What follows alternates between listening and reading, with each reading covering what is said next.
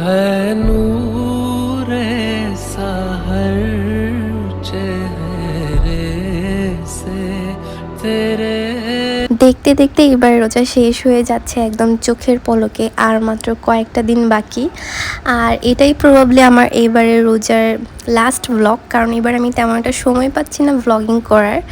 যাই হোক, সেদিন আমি একটা ঈদ ইন্সপায়ার্ড মেকআপ লুক করেছিলাম, তো সেটারই টুকটাক ভিডিও আজকে আমার এই ব্লগে অ্যাড করেছি। আর সেদিনের থিমটা ছিল একটু পাকিস্তানি ইন্সপায়ার্ড মেকআপ লুক, এই জন্য আমি সুন্দর একটা একটু পাকিস্তানি টাইপ ড্রেস পরেছি। এইবার আমার প্ল্যান ছিল যে আমি অ্যাটলিস্ট 5টা মেকআপ লুক দিব ঈদের জন্য, কিন্তু আমি 3টা করে আর দিতে পারছি না, কারণ আমি সময়ই করতে পারছি না। যাই হোক, এরপর আমি মেকআপ শুরু করলাম। প্রথমে আমি একটা কনসিলার দিচ্ছি, এটা শি গ্ল্যামের আমার অল টাইম ফেভারিটের কনসিলার। এরপরে হচ্ছে আমি ওই দিন কোনো ফাউন্ডেশন দিইনি, যেহেতু একটা সিম্পল একটা মেকআপ লুক ছিল, তাই উইদাউট ফাউন্ডেশন এটা আমি করেছি। এরপর আমি একটা ক্রিম ব্লাশ দিয়েছি, এটাও শি গ্ল্যামের, এটাও আমার অনেক পছন্দের। মেনলি শি গ্ল্যামের সব প্রোডাক্টই আমার অনেক পছন্দের।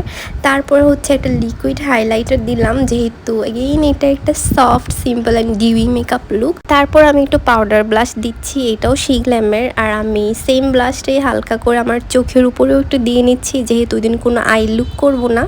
তারপরে হচ্ছে চোখের ইনার কর্নারে একটু হাইলাইটার দিয়েছি, অ্যান্ড দেন হালকা করে একটু আইলাইনার, মানে একটু খালি উইং বাইরে দিয়ে, আর বেশি কিছুই না। দেন হচ্ছে মাস্কারা, এটা হচ্ছে আমার মেকআপের মধ্যে সেকেন্ড মোস্ট ফেভারিট একটা পার্ট।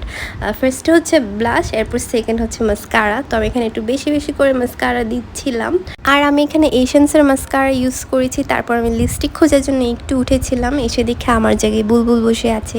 তারপর এখানে আমি লিপস্টিক ইউজ করেছি মেবি পপেক্স অফ বিউটির, আমি শেড নেম ভুলে গিয়েছি। তারপর একটা র্যান্ডম লিপ অয়েল, যেটাও আমি একটা র্যান্ডম শপ থেকে কিনেছি, কোনো চাইনিজ লিপ অয়েল হবে। তারপরে এই তো এটা আমার ফাইনাল লুক, আপনারা জানাবেন কেমন হয়েছে।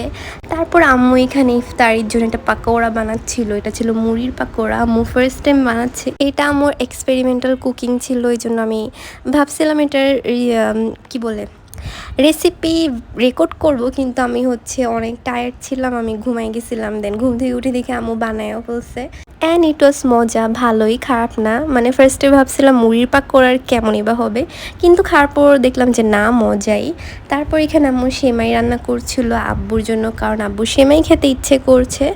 আর আব্বু আর আমার হচ্ছে মিষ্টি জাতীয় খাবার অনেক পছন্দ। তো এখানে আম্মুর সেমাই বানানো শেষ। আর এরপর আমি আমার রুমে গিয়ে দেখি 2টা বিড়াল এত কিউট করে ঘুমায় আছে একজনের ওপর আরেকজন। আমি ভিডিও রেকর্ড করার আগে ওরা হচ্ছে একজন আরেকজনকে কি বলে চেটে দিচ্ছিল, যখনই ক্যামেরা অন করছে ওরা এরকম অ্যাক্টিং শুরু করছে ঘুমানোর। যাই হোক, সবাই মাশাল্লাহ বলবেন বিড়াল দেখলে। তারপরে হচ্ছে এখানে আলুর পরোটা বানাবো, এই জন্য আম্মু আমাকে সব কিছু প্রিপেয়ার করে দিয়েছে, আমি জাস্ট রুটিটা বানাবো। 101টা ইন্ডিয়ান আর পাকিস্তানি রেসিপি দেখার পর আলুর পরোটা বানাতে গিয়েছি, যদিও এর আগে আরেকবার বানিয়েছিলাম, ওটাতে আমি পাস হয়েছে দেখে আজকে আবার বানাতে যাচ্ছি। জন্য আজকে হচ্ছে আমি রেকর্ড করেছি কিভাবে বানাই। ফার্স্টে হচ্ছে নর্মাল যেরকম আলুর ভর্তা বানাই ওরকম, এরপরে হচ্ছে রুটির ডোটা কীভাবে বানাই আমি জানি না, কারণ ওটা আম্মু করছে। দেন এরকম গোল গোল করে রুটির মধ্যে দিয়ে এটা নাকি 10 মিনিট রেস্টে রাখতে হয়, দেন 10 মিনিট পর হচ্ছে বেলতে হয়, তাহলে নাকি একটু ভালো হয়, সুন্দর হয়। আমি জানি না কেন, বাট হ্যাঁ, এটা এই রেসিপিতে ছিল। যদিও আজকের রুটিগুলো আগের দিনের রুটি থেকে বেশি মজা হয়েছিল। যাই হোক, তারপরে ইফতার করলাম, আর ইফতার শেষে আমি এখানে চা বানাচ্ছিলাম।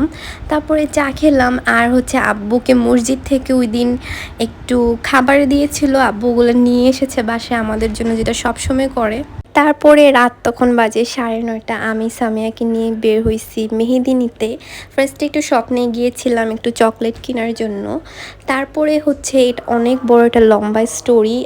আমি একটা অর্গ্যানিক মেহেদি হচ্ছে অর্ডার করেছিলাম। তো পেজ ওনার লোকেশন আর আমার বাসার লোকেশন হচ্ছে পাশাপাশি এলাকা।